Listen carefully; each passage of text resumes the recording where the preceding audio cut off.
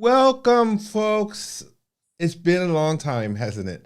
I'm off my unofficial hiatus. I don't know how many of you know it, but I ran into some computer issues, had to order a whole new computer, and it took a long time to get built because of supply issues around the world. But I have it now. We're all set up, and we're going through with the show.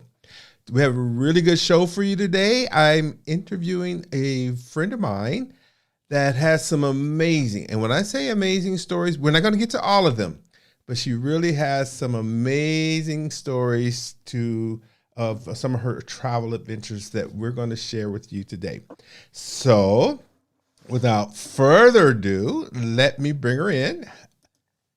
Nini Somers, welcome to the show, Nini. Bonjour, Monsieur Prieto. Ooh la la. It's so nice to have you. I'm really glad you make it. And I'm glad that we got through. We had some technical issues all the way up to the minute of the show. And what's really interesting, because I kept telling Nini, we always have technical issues. And just 3 minutes before the show, we were going live, she had problems with the microphone. So like 30 seconds. Like 30 seconds. So enough about the technical problems. Let's get to you. Nini, you're on the show, not to talk about a talent or food or anything like that, although if you want to bring that up, that's fine too. But what we'd like to talk about today are some of your travel adventures. And I need to start off by asking you this question first. You travel a lot, right? And you've been to a lot of places around the world. So tell us, what enables you to travel as much as you do? Well, my secret, I'm a traveling nanny. A traveling nanny. It is. And Yeah. folks, I can actually say I probably have thousands of friends. I've accumulated thousands, but I never had a friend until I met Nini that was a traveling nanny. And let's go talk a little about this a little more. So, Nini, Yes. traveling nanny, you're with families and things like that. So my first question, official question I want to ask you is, when you're traveling, do you have to pay for all your traveling expenses, or does the family pay for them? Well, if I have to, I will not wake up. No. No, it's about the package. Yeah. So, yeah, when you are a traveling nanny, everything is paid for it. So it's airfare, hotels, food, everything. So, Wow. yeah. So, So you're with the children because you're the nanny, right? yeah, right. So what, without mentioning any exact details, we don't want to get into anybody's personal problems or personal family history here, but have you ever had worked for people whose children are like really bad, like the kind you see in movies that are mistreating their nannies? Yeah, in reality, that can be very, very bad. But normally, the worst part is the parents. The kids are Oh, okay, you know. oh, it's Yeah, the parents. that's a parent. It's the parents. That's daddy and mommy. Oh, well, Because yeah. normally, as a traveling nanny, we can be a nanny 100. Hmm. So we just have to go. And so we have to be very flexible. And normally, with the kids, they're very adaptable. So there is never an issue with them, but it's more like an issue with the With the parents. But parents. we are Wow. professionals, so And so we always find solution. Yeah. when you say an issue with the parents, is it more their expectations, or they have you just running around? What's generally the issue with the parents? Well, because we work for VIP, so they have a lot of expectation, Wow. and they in vacation. So normally they are more relaxed. So they are more normally easygoing, and pretty much we work for kind of bad parents. They don't really, they are here, but it's pretty much us who take care of the children. So, Hmm. but most of the time it's okay. It's Wow. fine. Yeah. So where are some of the places you've traveled to? Some countries or places. Well, like we work for VIP, so we just went pretty much everywhere. It's sometimes we even don't know the destination. We just like hop on a private jet or something Wow. like that. Wow. Or we just find out the destination when we arrive to the airport because sometimes we work for agencies, so they just tell us, okay, just like go, you will have your ticket and go. And when you have, if you travel with a private jet, it's not like you go to your regular gate. It's Right. different. But yeah, you never know sometimes your destination. So yeah, so you have to Wow. be flexible in your suitcase and wherever you have to go. Speaking of Yeah. flexibility, because you're a nanny and say you're traveling, how much of your time do you have to spend with the children? Like if say for example you were going to Bali, we're going to talk about Bali a little later, so I might as well bring it up now. Say for example you're going to Bali, how much of your Yeah. time on that trip do you need to spend with the family, or do you get any free Well, time for yourself? Well, normally with the agency, normally we are supposed to work around the clock. It's 24/7. Well, normally, but like the kids are sleeping, they have a different activity and things like that. But we always have like one day off in a week, and normally, Oh, like it's less than 24 hours on the clock. So oh, we like when we go in vacation. Well, we're going in vacation, but we are traveling. So yeah, so it's wow. around the clock. So let's talk a little bit about the location. So, say for example, you mentioned that you've been to Bali. Yeah. Can you just tell us briefly about a trip you made to Bali just for one little thing? Remember you were telling me about that the other day? Oh, we we went to Bali to buy furniture. Like you go to IKEA, we are going to Bali. No, because Wow. the person where I work, he was they having a lot of chalet that you like rent 50,000 euro a week, and so they want to make a theme like a Bali chalet. So he wants to go to Bali to see. Let's get all the furniture and things Wow. like that. So it was more like searching, and we went like for a month. So Wow. that was fine for me. Okay, so I'm going to say right now I am officially jealous. Okay, I'm going to go on record and say that right now. I'm You jealous. should be. You should be. I I for me a shopping adventure is going to Verona or maybe going to the IKEA in Brescia. I've never flown halfway around the world just to go on a shopping trip. But that's your life. You get to enjoy. At least someone gets to enjoy something like that. So, getting back to more traveling and your adventures, Mm, when anytime anyone is traveling, whether for your job or for person, you have different types of experiences. Can you tell us about, let's say you start off with your best travel experience or adventure with a family? I think I really like Bali. Bali was really like the top for me. It was very nice. We stayed to like really nice place, and it was not really work. I had a lot of time off, and so it was really vacation. So, and the family was super nice and easygoing. So it was fantastic. I didn't want to go to go Wow. back. I need an intervention after my Bali trip. And you know what? I probably need one too. Okay, so that's your best one.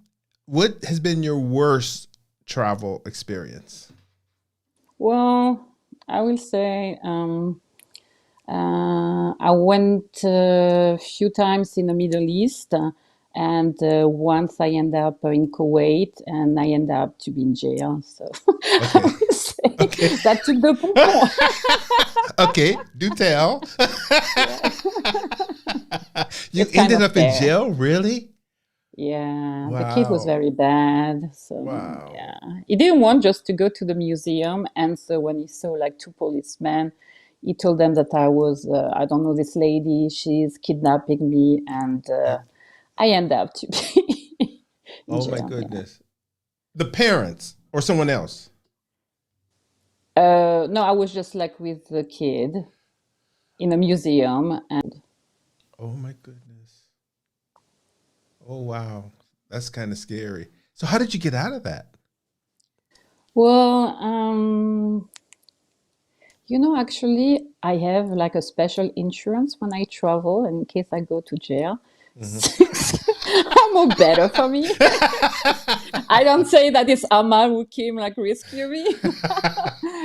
No, actually, the our chauffeur had to just like get a hold of my boss, and the time he came, it took a few hours.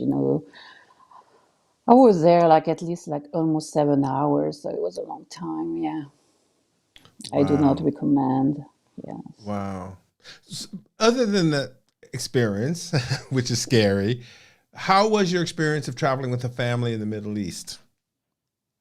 It was fine. It was really fine. We just normally work with VIP or royal family, and sometimes, we are seven nanny for one child, so it's very demanding. It's very wild. Uh, you think that you can never be surprised, but you always end up to be Wow. surprised. Well, I'm But surprised right things now. worked well. I'm surprised right now. Did you say seven nannies for one Seven, child? yeah, yes. It's kind of Why? Why they seven love nannies this for one child? number. It's just, it's VIP, it's royalty, it's pretty much what they like to do. So, Oh, and royalty. sometimes it's true, even if we are seven, sometimes it's even not enough. Seriously. Yeah. Wait a minute. Sometimes seven nannies for one child is not enough. Okay, I'm just going to leave that like it is. I'm going to say that's more on the family and their expectations than on the quality of service that the nannies are providing. Wow, seven nannies per child. I know my mom. I'm sure she would have loved to have had seven other mothers taking care of us. That would have been great. But wow, that's interesting. How many brother and sister you have? Uh, there's six of us altogether, and we So had one seven, mother. nanny will be good. Yeah, we had Yeah. one mother, but she had us all in line though. She she might have only been one person, but she acted as if she were seven. So let's talk a little more about the line of work of traveling nannies. You mentioned you have an agency. Let's just say someone sees this and is like, "Wow, this seems like an interesting line of work." How does one get started in something like this? Well, first, you need to have a lot of experience. You have to have like nice reference letter as well. And especially if you work for VIP, it's nice if you work for famous people and they will check, they will just go out there to find, um, you know, the people that you work. So you Right. better have like Wow. solid proof. Yeah. Wow. So, Nini, I don't know if it's proper to mention a name. So I'm just going to say, can you tell the folks out there about a certain movie star that you had an opportunity to go interview for to be a nanny for he and his wife? I If you do, want to but I mention his don't know. name, I that's good, cannot but I don't want to put you on the spot by disclose. mentioning the name. I But we'll cannot just say he's disclose extra, because we really have famous. to. Yes, well, we do several. I did severals, but like we have a contract, and normally we are not supposed to disclose a name, and especially if it's on hair, Yeah. I can get in trouble for. Yeah, that's why I said I don't want to put you on the spot by mentioning the name, but tell the experience of having to show up at the house and you realize who you, how you felt. Well, because like we often works, like for actors, for royal family, for DJ, for football player, for singer, anything. So it's true, like when you are into someone, you have to keep it down, make it very Yeah. professional, Wow. But hey, it does make a good cappuccino. What Wow. else, right? Yeah. I I So yeah. I've had the privilege of talking to Nini in depth about this experience, and she was relating to me her surprise when she showed up at the door because they didn't tell you in advance who you were going to see, right? No, no, Yeah. I was supposed to, because normally we meet the staff, we meet the PA or something like that. And actually it's him who greet me. Yeah. And actually because he knew that I was French, and so he give like the kisses, and like whatever you Oh, are you in even got France, like, kids? Wow. oh yeah, but Wow. like greeting kiss, Yeah. like Yeah. Right. normally you do like two, three, or four, but hey, it was him. So I say, let's do 4. Up on the bucket list. And again, folks, unfortunately, we can't mention the person's name, but let's just say this person is an A-list celebrity that everybody knows, and we'll just leave it at that. So, Nini, my last question for you. I know you love what you do. I love what you do. But if you had a chance to do something else, say you couldn't do this anymore, what would you like to be doing? Actually, I really like to have like a radio show. We should team up. Let's start a poll to see if they are okay or not. Wait a minute. So you want a show, and I want to travel. So we have to switch careers.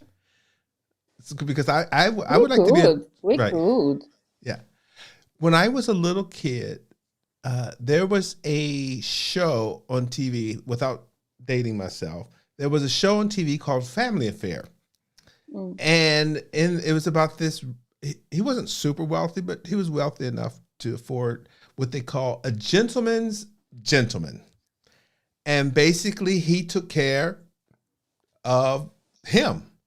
He did some things with the kids, but mainly, it was his responsibility to make sure that his clothes were set out. He was taken care of. He did his personal travel arrangements and all that kind of stuff. And I thought to myself, wow. I didn't know if I wanted to be the rich person that had a gentleman's gentleman or be a gentleman's gentleman for a rich person. But now I think I'd rather be the gentleman's gentleman because I wouldn't have the pressure of being rich. So, but you know, like when we are traveling nanny, we have a chauffeur, it's for this reason. I still don't have my driving license because I always have like chauffeur and things like that. But so you have chauffeur, you have your chef, you have everything, it's like you go on a cruise, but when you come back, the reality is there. But it's always nice, it's always nice. And it's really cool to just like meet the staff and things like that, you can't sometimes witness to them, so it's really cool. Well, Nini, thank you so much for being on the show today, and I'm hoping you can stick around and enjoy the next segment of our show, folks. Let's check out The More You Know.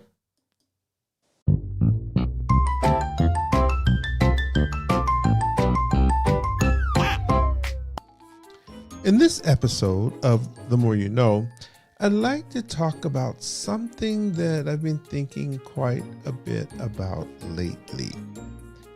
Why is it that we generalize and stereotype when we talk about other cultures and other peoples? One day last week, while I was perusing my YouTube recommendations, I came across a video entitled, "Why Driving in Europe is Better Than America, an American Expat Perspective." Now, I will admit that my initial reaction was a little ooh. But then I decided, well, you know what? I'm just going to hit and watch the video. And I tried to watch the video with as much objectivity as I could possibly muster, despite my initial reaction to the title.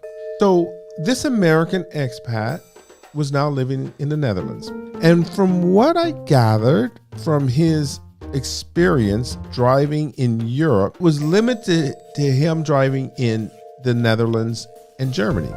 Now, as an American expat living in Italy, I could honestly say that my personal driving experience in this country and my experience being a cyclist and a pedestrian in Italy was quite different than his driving experience in the Netherlands. During the video, as he extolled the virtues of driving in Europe as opposed to America, I got to wondering, what part of Europe has he driven in other than Germany and the Netherlands? Has he ever driven in Italy or in Montenegro or in Slovenia?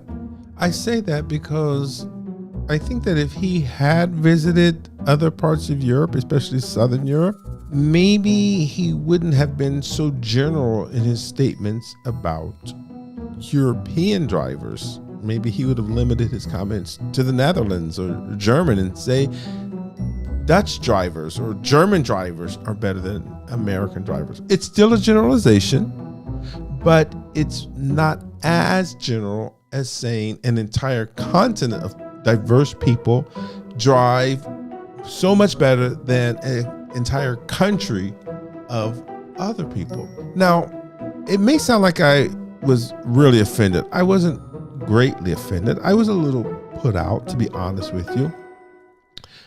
And ironically, not so much for me personally, because I need to concede the fact that I did drive like the Americans that he described in his video.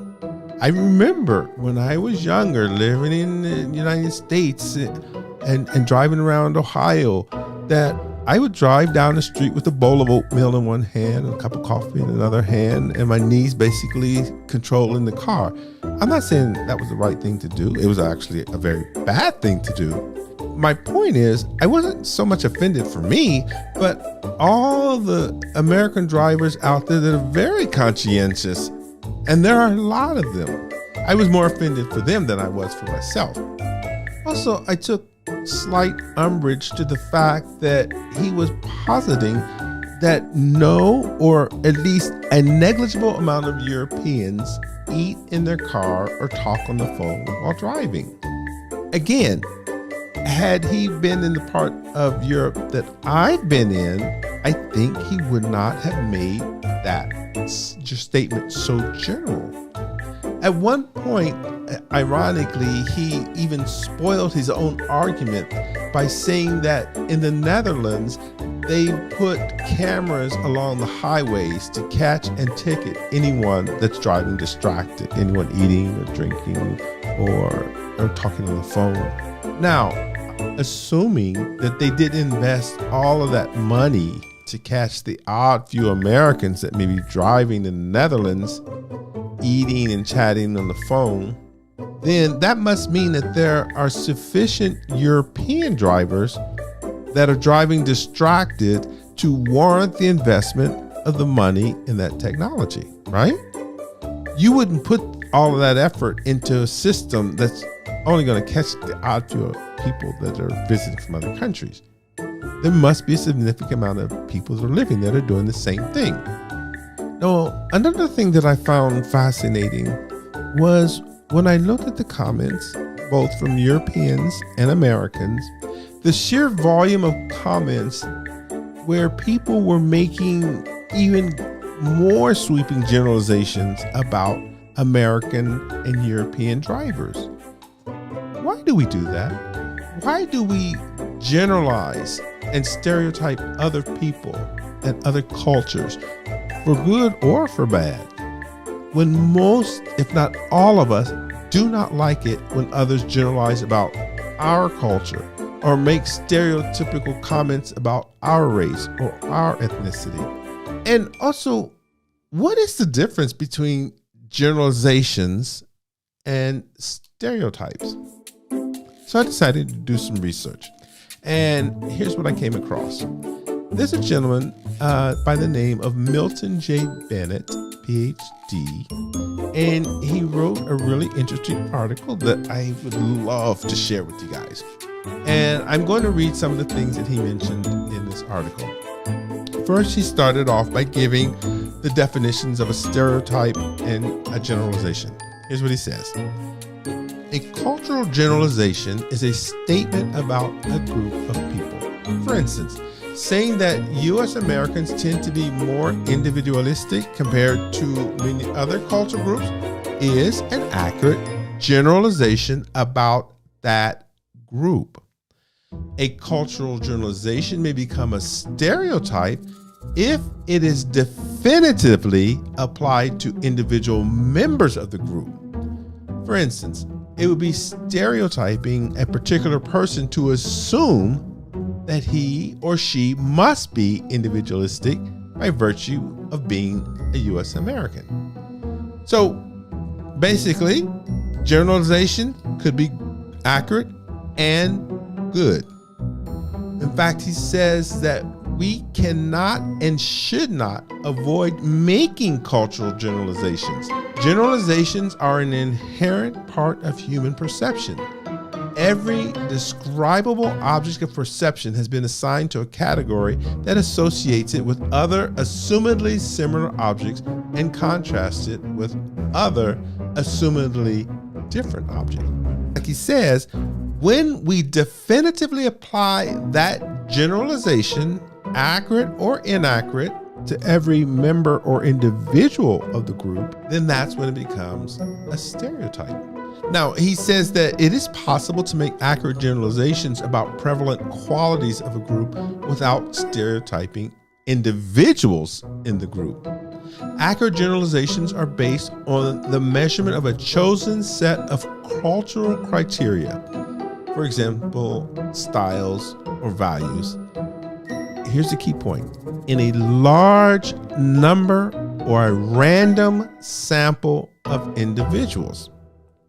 And he stresses, if the generalization rests on too small a sample, it may describe some unusual quality that is not represented widely in the group as a whole. So you have to get enough people with the same quality or characteristic. He says this is why it's not a good idea to generalize from having met a few members of an existing group. They probably are not representative of the group. Basing the generalization purely on personal experience is likely to be inaccurate. And I want to repeat that. He says, basing a generalization purely on personal experience is likely to be inaccurate because our objectivity is skewed by our own perception. He goes on to say, but inaccuracy is not the basis of stereotyping. It is when generalizations, accurate or inaccurate, are rigidly applied to individuals that they become stereotypes. So how I understand is what he's saying is, basically we all generalize. It's a part of human nature. And it's not necessarily a bad thing to do that. Generalizations, though, need to be based on a large enough sample of people within the culture. We can't assume, for example, that every European speaks multiple languages because we met 15 Europeans. For that comment to be an accurate generalization, we have to make sure that we have a large enough sample size of a diverse group of Europeans in order for that to be an accurate statement about Europeans. However, whether that's inaccurate or accurate, we should never rigidly apply it to an individual in a particular group or culture. Because when we do, when we meet someone, look at them and say, oh, you're from Europe, you must speak multiple languages. That's when it becomes a stereotype. So the bottom line is that all of us generalize about other cultures, other people, other ethnicities, other races. But any generalization should be a start for a deeper and more specific understanding of that culture, group, or ethnicity or race, so that our generalizations do not turn into stereotyping, either for good or for bad, because there can be good stereotypes. Because not only is that intellectual laziness, because it deprives people of their individuality and reduces them to this Borg-like collective or group without any room for individuality. And in the end, we are all individuals sharing similar traits with the people that are around us. And another thing that we have to keep in mind, and it's a quote that I heard years and years ago that I really think applies.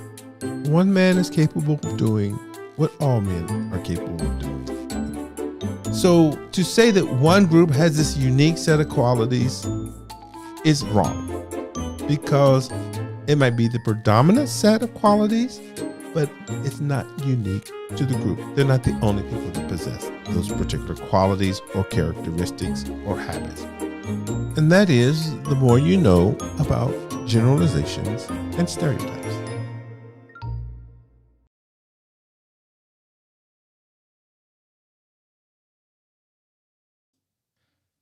Well, folks, that's a wrap on another show.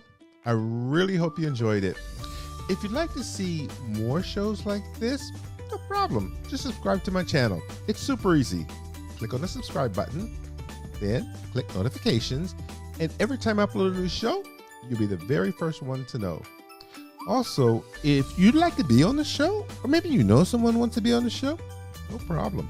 I'll leave my information down in the description. Just give me a call and let me know. Until then, eat well, travel a lot, and be as creative as humanly possible. Ciao.